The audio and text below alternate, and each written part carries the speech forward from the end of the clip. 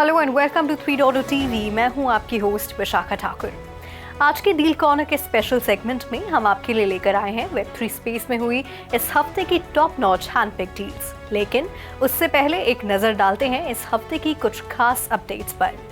Venture capitalist वापस crypto में focus कर रहे हैं। स्टार्टअप्स के लिए ग्रांट्स और नॉट सेल्स जैसे ऑल्टरनेटिव फंडिंग तरीकों का उपयोग करके लिक्विडिटी ला रहे हैं। 2024 की पहली तिमाही के दौरान क्रिप्टो फर्म्स में निवेश 38% बढ़ गया और फंडिंग प्राप्त करने वाले प्रोजेक्ट्स की संख्या में 49% की वृद्धि हुई, जो कि 2021 की चौथी तिमाही के बाद से सबसे अधिक है। मार्च 2024 में 180 क्रिप्टो रिलेटेड प्रोजेक्ट्स में $1.1 बिलियन से अधिक का निवेश किया गया था, जो कि मुख्य रूप से इंफ्रास्ट्रक्चर और डीफाई प्रोजेक्ट्स की ओर डायरेक्टेड था। इसके अलावा 2024 की पहली तिमाही में वेब3 फर्म्स में कुल निवेश 55% बढ़ गया, जो कि क्रिप्टो में वेंचर कैपिटल इंटरेस्ट की वापसी का एक बड़ा संकेत है।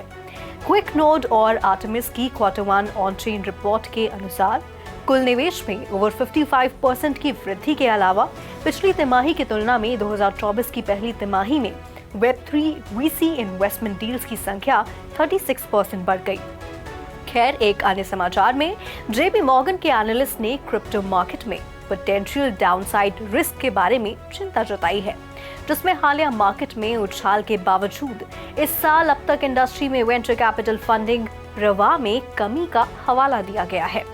एनालिस्ट ने कहा कि क्रिप्टो VC फ्लो के लिए उनके विभिन्न प्रॉक्सी पिछले वर्षों की तुलना में ईयर ओवर ईयर रिलेटिवली कम दिखाई देते हैं।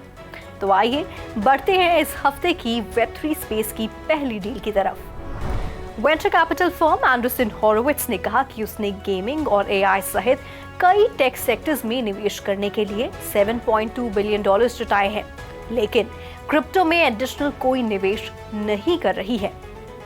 फर्म की growth venture strategy early stage startups की एक रेंज का समर्थन करने वाले फंड्स का एक बंडल $3.75 बिलियन की बढ़ोतरी का सबसे बड़ा हिस्सा प्राप्त करेगा।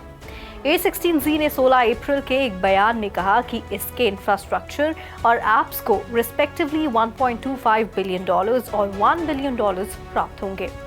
बाकी $1.2 बिलियन को गेम्स, इसके गेमिंग फोकस्ड फंड्स और इसके नए अमेरिकन डायनामिज्म फंड के बीच समान रूप से विभाजित किया जाएगा, जो कि एरोस्पेस, डिफेंस, सेफ्टी, एजुकेशन और मैन्युफैक्चरिंग में USA के नेशनल इंटरेस्ट का समर्थन करने वाले फाउंडर्स और कंपनियों में निवेश करता है।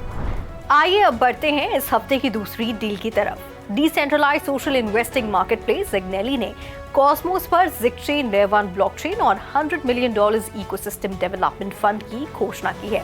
Zignelli की टीम ने दुबई में टोकन 2049 में कहा कि फंड वेल्थ जनरेशन के इंफ्रास्ट्रक्चर को डेवलप करने पर ध्यान केंद्रित करेगा। अब बढ़ते हैं इस हफ्ते की तीसरी डील की तरफ।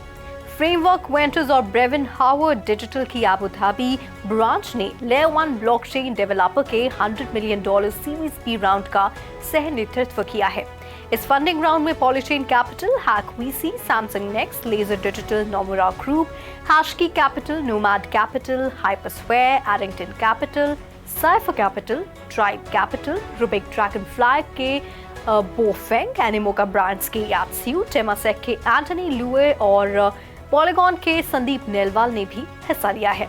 खैर, ब्लूमबर्ग की रिपोर्ट के अनुसार company Hong Kong, Singapore, south east Asia, Latin America और अफ्रीका में विस्तार को बढ़ावा देने के लिए फंड्स का उपयोग करने का इरादा रखती है, जिसमें कहा गया है कि बेरा चेन के टेस्टनेट ने 100 मिलियन से अधिक ट्रांजैक्शंस प्रोसेस किए हैं। निवेशकों ने बेरा चेन को फंड देने के लिए फ्यूचर टोकन्स के लिए सिंपल अग्रीमेंट का उपयोग किया। आइए अब बढ़ते हैं इस हफ्ते की चौथी डील की तरफ। आर्टिफिशियल इंटेलिजेंस यानी AI स्टार्टअप अपस्टेज ने ग्लोबल जनरेटिव AI मार्केट में आगे बढ़ने के लिए इन्वेस्टर्स से $71.7 मिलियन जुटा लिए हैं। इस फंडिंग राउंड में state run Korea development bank, KT Corp और मिराई एसेट वेंचर इन्वेस्टमेंट को जैसे नए इन्वेस्टर्स ने हिस्सा लिया था और एग्जिस्टिंग इन्वेस्टर्स में से सॉफ्टबैंक वेंचर्स एशिया ने भी फंडिंग राउंड में हिस्सा लिया था। अब बढ़ते हैं इस हफ्ते की आखिरी डील की तरफ। Sub meter resolution earth observation data collection में अग्रणी सैटेलॉजिक इंक ने घोषणा की है कि कंपनी की होली ओन सब्सिडरी नेटा ग्रुप इंक ने टेदर इन्वेस्टमेंट्स लिमिटेड को $30 मिलियन के एग्रीगेट प्रिंसिपल अमाउंट में floating rate secured convertible promissory notes जारी करने की सहमति व्यक्त की। ट्रांजैक्शन फीस और अन्य डेट इशुएंस कॉस्ट में कटौती के बाद ऑफरिंग से नेट प्रोसीड्स लगभग $27.6 मिलियन थी। नेटा ग्रुप इंक के पास एडिशनल सिक्योर्ड कन्वर्टेबल नोट्स जारी करने की क्षमता है, बशर्ते एग्रीगेट प्रिंसिपल अमाउंट $50 मिलियन से अधिक न हो। तो आज के एपिसोड में फिलहाल इतना ही। अगले हफ्ते हम फिर मिलेंगे Web3 स्पेस में तहलका मचाने वाली एक्साइटिंग न्यू डील्स के साथ। तब तक आप 3.0 टीवी को लाइक, शेयर और सब्सक्राइब करें और ऐसी ही और इंटरेस्टिंग स्टोरीज के लिए लॉग इन करें हमारी वेबसाइट www.3versetv.io पर या फिर स्कैन करें QR कोड।